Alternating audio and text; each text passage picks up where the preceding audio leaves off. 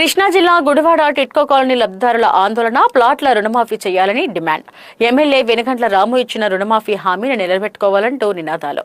Gudivada Nehru Chowk centre వద్ద ధర్నా అనంతరం ప్లకార్డులతో లబ్ధిదారుల ర్యాలీ. ఆర్డీఓ కార్యాలయం వద్ద మహిళల ఆందోళన. ఎమ్మెల్యే మాటలు నమ్మి రుణం చెల్లించలేదు, ఇప్పుడు వడ్డీ పెరిగి భారమైందని లబ్ధిదారుల ఆవేదన. రుణాలు చెల్లించాలంటూ బ్యాంకుల నుండి నోటీసులు. ఇళ్లకు తాళాలు వేస్తామంటూ బ్యాంకు ప్రతినిధుల ఒత్తిడి తట్టుకోలేకపోతున్నామని వాపోతున్న లబ్ధిదారులు. టిట్కో కాలనీలో కనీస మౌలిక వసతులు లేక తీవ్ర ఇబ్బందులు పడుతున్నామని లబ్ధిదారుల ఆవేదన. కాలనీలో చెత్త తొలగించకపోవడంతో దుర్గంధంలోనే జీవనం సాగిస్తున్నామని మహిళల ఆక్రోశం. ఇచ్చిన మాట నిలబెట్టుకుని వెంటనే రుణమాఫీ చేయాలని ప్రభుత్వాన్ని డిమాండ్ చేసిన లబ్ధిదారులు. కాలనీలో కనీస మౌలిక వస్తువులు కల్పించాలంటూ విజ్ఞప్తి. అనంతరం ఆర్డీఓ కార్యాలయంలో వినతి పత్రం అందించిన లబ్ధిదారులు.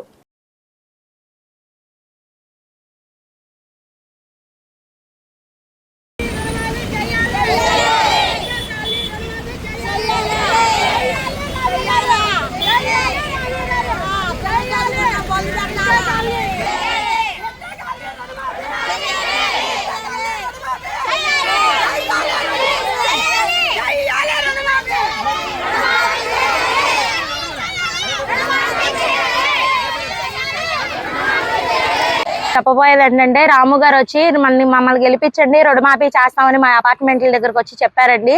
తర్వాత ఇదంతా పందుల దొడ్లాగా ఉంది, మేము మారుస్తాం, మేము చేస్తాం, చెందుతాం, మమ్మల్ని గెలిపించండి చెప్పి మా ప్రతి ఫ్లాట్కి వచ్చి చెప్పారండి.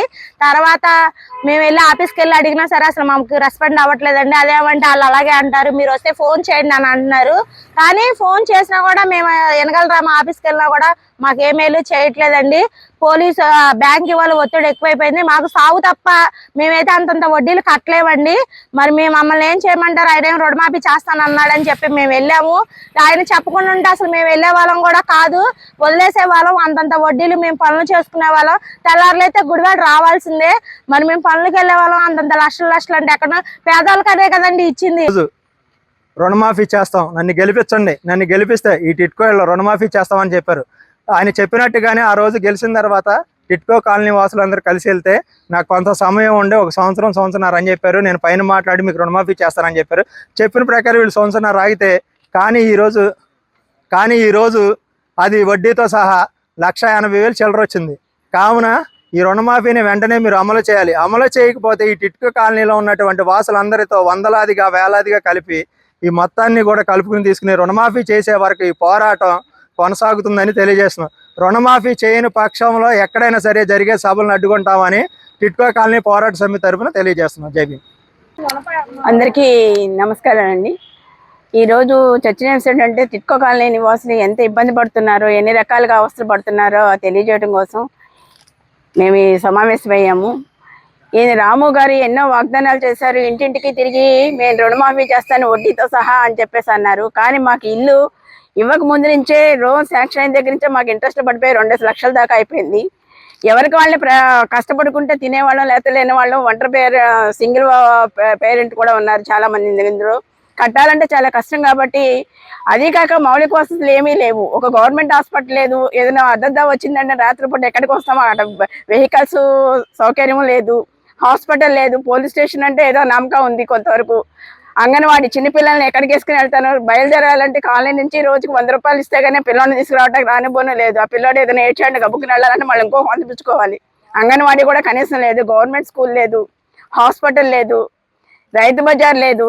ఒక మనిషి చచ్చిపోయాడంటే 6,000 ఖర్చు పెట్టుకుంటే కానీ వ్యాన్ వచ్చి తీసుకురావట్లేదు శ్మశానానికి. అక్కడ చాలా ఖాళీ స్థలాలు ఉన్నాయి, పార్కు కానీ వదిలేమన్నారు, అదన్నారు ఇదన్నారు, ఏమీ లేదు. ఆ చెత్త అంతా పేరుకుపోయి దుర్గంధంతో ఆ వాసన దోమలు, ఒక్కోసారి ఇళ్ళలేక చెట్లన్నీ పెరిగిపోయి పాములు కూడా వచ్చేస్తున్నాయి. ఈ రకంగా ఉన్నట్టు నేను చాలా చేస్తానండి. డ్రైనేజ్ 20 days అని క్లియర్ చేస్తానమ్మా, డ్రైనేజ్ ప్రాబ్లం అని అన్నారు. ఎప్పుడు గెలిచిన వెంటనే వచ్చి ఇంతవరకు ఆ డ్రైనేజ్ ప్రాబ్లము తీరలేదు. బ్లాక్ మధ్యలో చెత్త పెరిగిపోయింది. ఆ చెత్త ఇంతవరకు ఎవరు క్లీన్ చేసేది ఏదేదో మున్సిపాలిటీ వాళ్ళు ఎప్పుడో 2 రోజులకో 3 రోజులకో వారానికో 10 రోజులకో కనిపిస్తారు. రోడ్డు మీద తీసుకెళ్ళి ఇస్తే ఇళ్లలోది అది మాత్రమే వేసుకెళ్తారు. బయట ఉన్నది కానీ బ్లాక్ మధ్యలో చెత్త కానీ తీసేది లేదు. ఈ రకంగా చాలా అవస్థలు పడుతున్నాము. ఈ ప్రాబ్లమ్స్ అన్ని కూడా సాల్వ్ చేస్తారని మా మనవిని విన్నవించుకుంటున్నామండి. టిట్కో కాలనీ ప్రభుత్వం రాష్ట్రంలోనే ప్రతిష్టాత్మకంగా తీసుకుని గత కూటమి ప్రభుత్వం గత 5 సంవత్సరాల క్రితం 7 సంవత్సరాల క్రితం దీన్ని ప్రారంభించారు. ఆ రోజు సుమారు ఇంత పెద్ద లేఅవుట్ రాష్ట్రంలో ఎక్కడా లేదు. 8,912 ఇళ్ళు ఇంత పెద్ద లేఅవుట్ వేశారు. వాళ్ళ టైంలో అది కంప్లీట్ కాలేదు. తర్వాత వచ్చిన ప్రభుత్వం కంప్లీట్ చేసింది, కానీ మౌలిక వసతుల్లో ఇప్పటికీ చాలా లోపాలు ఉన్నాయి.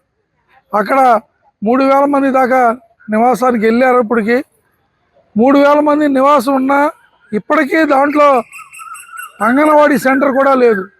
గతంలో అంగన్వాడీ సెంటర్ కోసం ఇక్కడే కలెక్టర్ గారు వాళ్ళు వచ్చినప్పుడు అడిగితే కలెక్టర్ గారు కూడా ఎక్కడ అద్దెకి తీసుకుందన్న ఒక అంగన్వాడీ సెంటర్ పెట్టండి అని చెప్పడం జరిగింది. ఇంతవరకు సెంటర్ కూడా ఏర్పాటు చేయలేదు. రెండోది, ప్రధానంగా అంత దూరం నుంచి హాస్పిటల్కి రావాలంటే ఇబ్బందులు పడే పరిస్థితి ఉంటుంది. అదే స్కూలు ఇప్పుడు అనేక మంది గేటులు దాటుకుంటూ ఇలా టౌన్లోకి స్కూల్స్కి వస్తున్నారు. అక్కడ ప్రాథమిక పాఠశాల కూడా ప్రభుత్వం రికమెండేషన్ పంపించామని చెబుతున్నారు, కానీ ఇంతవరకు ప్రాథమిక పాఠశాల కూడా లేదు. పాఠశాల అక్కడ ఏమీ ప్రభుత్వ భవనాలు లేవు కాబట్టి ఓట్లు పదే అక్కడ బూతులు అని అడుగుతూ ఉంటే తీసుకొచ్చి మార్కెట్